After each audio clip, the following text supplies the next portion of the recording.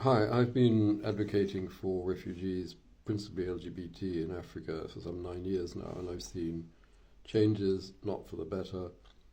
The situation worldwide is getting more tense and dramatic for refugees, particularly for LGBT. I have 7 points I've been asked to make, particularly in reference to, well, all the camps, Kakuma, Garom, and Dadaab in East Africa.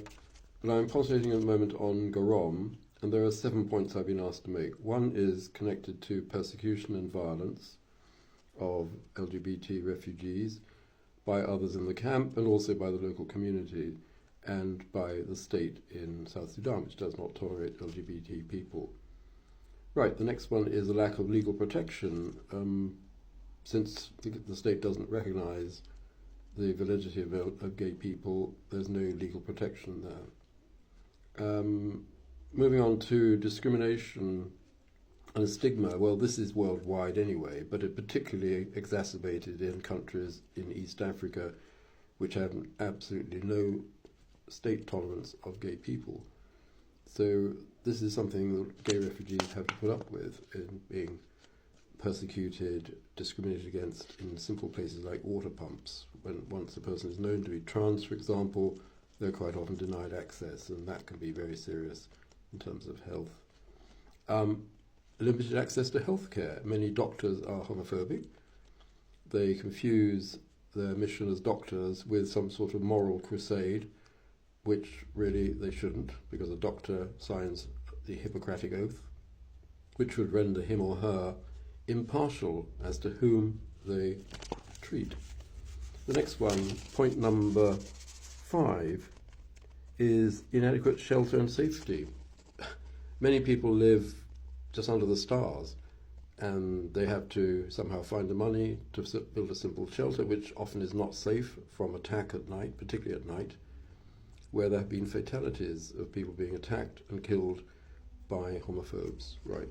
The next one I have to point out is a universal one, which I think most gay people experience at some time in their lives, which is social isolation, which must be extremely difficult to tolerate in countries like South Sudan and Kenya, where the community has been kind of whipped up to a homophobic frenzy by political leaders and religious leaders.